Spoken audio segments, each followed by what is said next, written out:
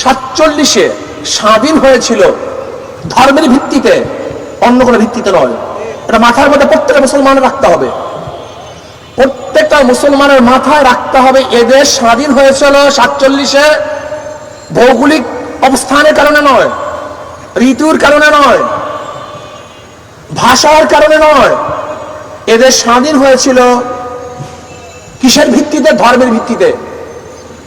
আমরা সংখ্যাগরিষ্ঠ মুসলমান, এই ভিত্তিতেই পাকিস্তান নামে একটা দেশ পেয়েছিলাম, যার দুইটা অংশ, একটা হল পশ্চিম পাকিস্তান আর পূর্ব পাকিস্তান। এই পশ্চিম এবং পাকিস্তান, পূর্ব পাকিস্তানের সংখ্যাগরিষ্ঠ মুসলমান হওয়ার কারণে ভারত থেকে ধর্মের কারণেই একমাত্র আমরা পৃথক হয়েছিলাম। এটা মনে রাখতে হবে। দেশ কাদের দেশ? সবাই একসাথে বলেন, কাদের দেশ? কাদের দেশ? মাথার মধ্যে রাখেন, এই দেশ মুসলমানদের। দেশ মুসলমানদের অধিকার সমান, দেশ মুসলমানদের অধিকার সমান, সবার অধিকার। রাস্তা করছি আমি, হাঁটার অধিকার সবার। প্রতিষ্ঠান করেছে আমি, পড়ার অধিকার সবার। যেরকম যেরকম আজকে যে ইউনিভার্সিটি দেখতেছেন, ঢাকা মেডিকেল কলেজ দেখতেছেন, বুয়েট দেখতেছেন, এর প্রতিষ্ঠাতা কে বলেন তো? নওয়াব সলিমুল্লাহ রহমতুল্লাহ আলাইহি। মুসলমানরা জানে না। তুমি কি জানো এই বুয়েট, এই মেডিকেল ইউনিভার্সিটির গোটা জমি একজনই দান করেছেন? নওয়াব সলিমুল্লাহ রহমতুল্লাহ আলাইহি। এটা মুসলমানদের প্রতিষ্ঠান। কেন করেছেন?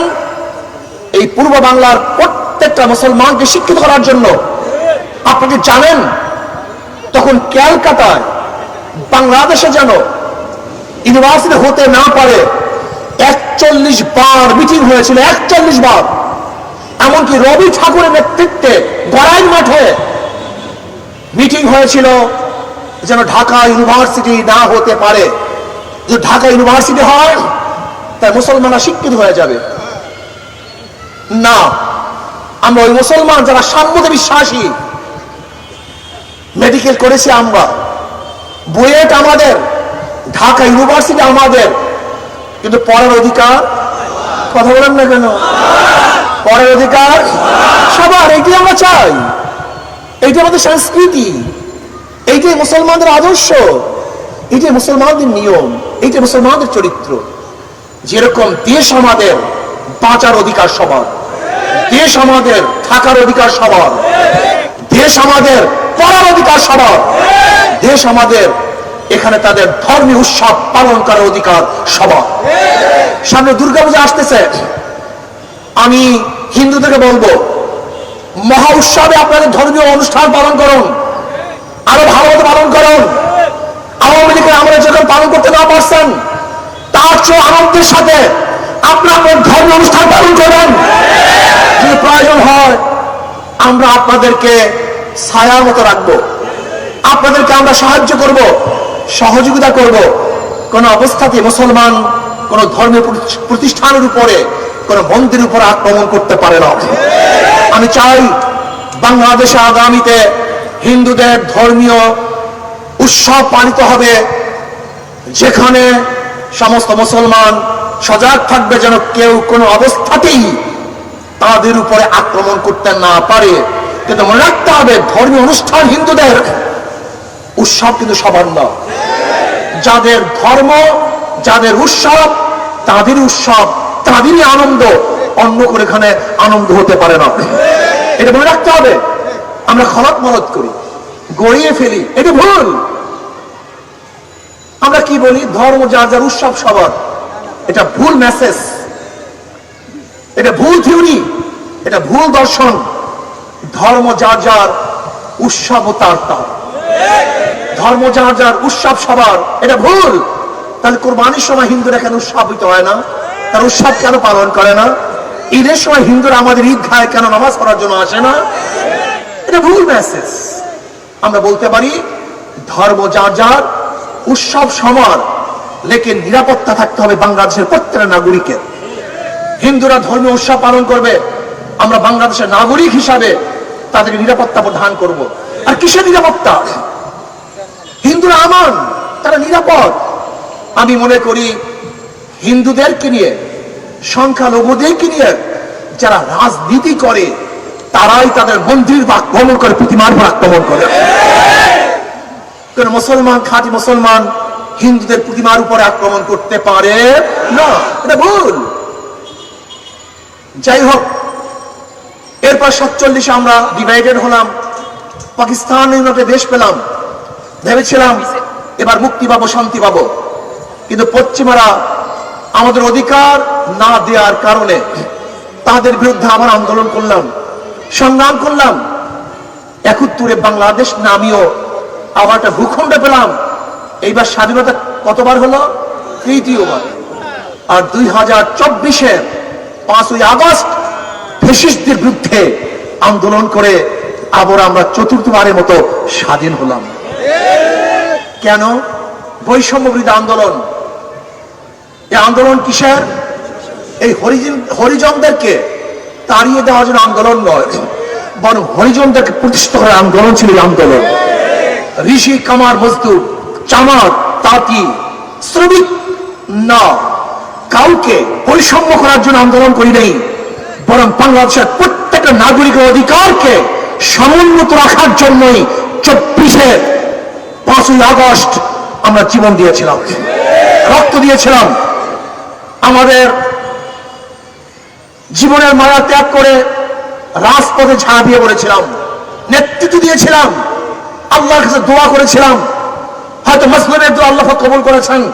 আমি মনে করি 5ই আগস্টের এই বিপ্লব, এই আন্দোলন, এই স্বাধীনতা, এটা কোনো ব্যক্তিত্বের, কোন দলের এটা কৃতিত্ব নয়। এই কৃতিত্ব একমাত্র আমার আল্লাহর। আমার আল্লাহ পাক রব্বুল আলামিনের রহমতই এই ফ্যাসিস্ট এদেশ থেকে ভাগতে বাধ্য হয়েছে। কিন্তু আমরা কি দেখতেছি? 5ই আগস্টের পরে আজকে আবার একদল ফ্যাসিবাদ দখলদার লুটেরারা আবার দেশকে লুট করার চক্রান্ত করতেছে, জুলুম করতেছে, অত্যাচার করতেছে, অবিচার করতেছে। আমরা চাই না কারোর উপর জুলুম করতে। আমরা স্পষ্ট বলেছি, নিরাপরাধ যারা আওয়ামী লীগ আছে, আওয়ামী লীগ করার কারণে আমরা তাদেরকে জেল দিতে চাই না, কেস দিতে চাই না।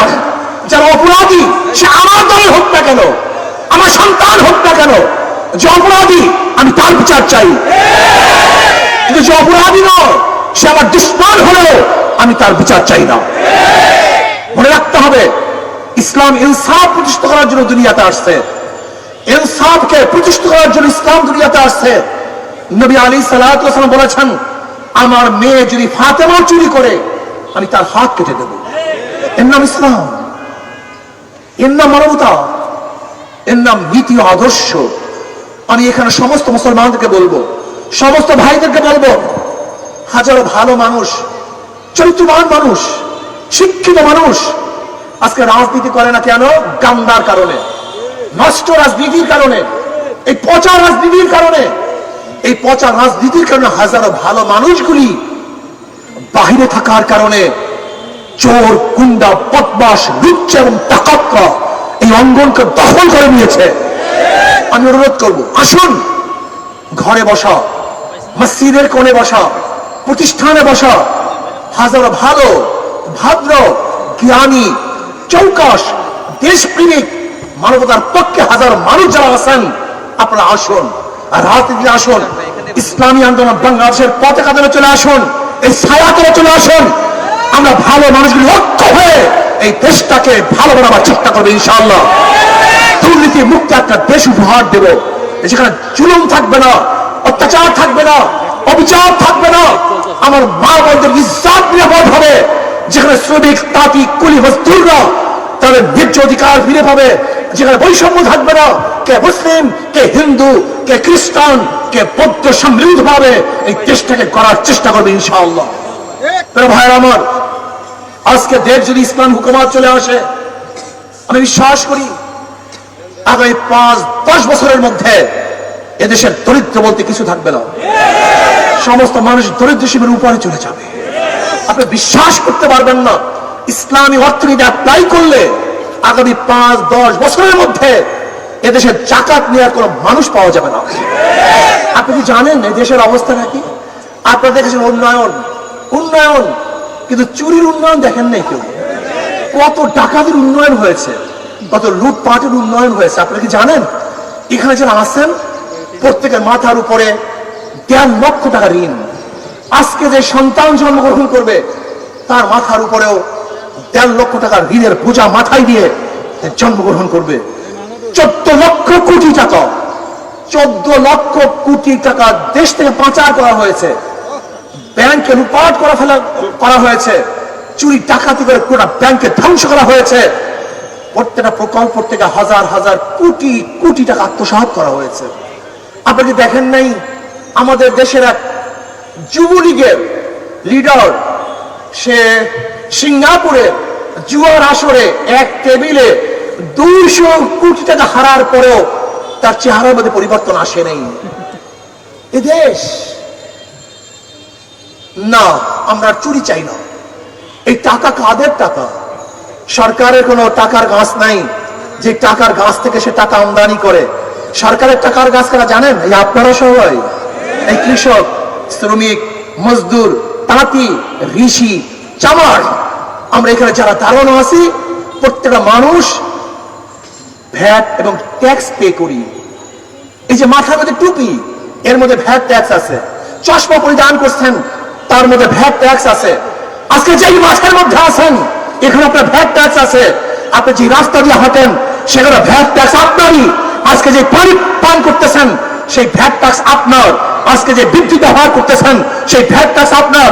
আজকে যে গ্যাস ব্যবহার করতেছেন আপনার ভ্যাট এবং ট্যাক্সের টাকা দিয়ে আপনার উপরে জুলুম এবং অত্যাচার করা হচ্ছে।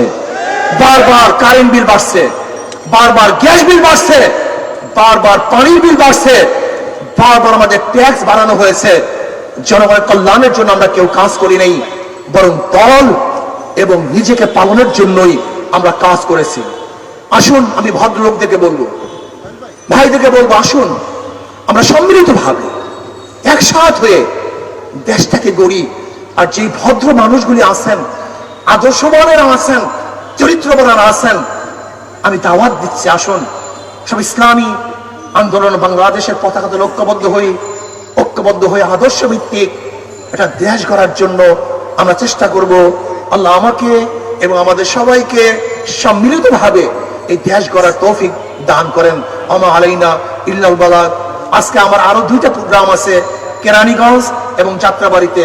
আল্লাহ পাক দলে দলে মানুষকে ইসলামের ছায়াতলে আনার তৌফিক দান করেন।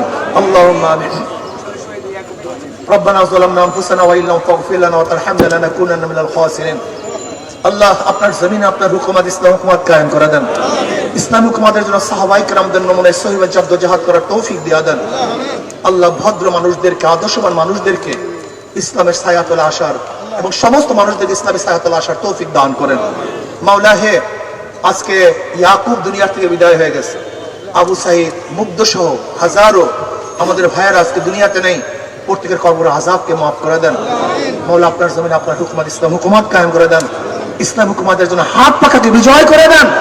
কপাল পরা প্রত্যেকটা মুসলমানের কমপক্ষে কপাল পরা মুসলমানের কলব ইসলামের দিকে ঝুঁকায়া দেন। রব্বির হামহুমা কামা রব্বায়ানি সগীরা। ওয়া সাল্লাল্লাহু তাআলা আলা খায়রি খালকি মুহাম্মাদ ওয়া আলিহি ওয়া আসহাবিহি ওয়া আজওয়াজিহি ওয়া আতবাইহি আজমাইন ওয়ারহামনা মাআহুম বিরহমাতিকা ইয়া আরহামার রাহিমিন। আসসালামু আলাইকুম ওয়া রাহমাতুল্লাহি ওয়া বারাকাতুহু। সবাইকে ধন্যবাদ।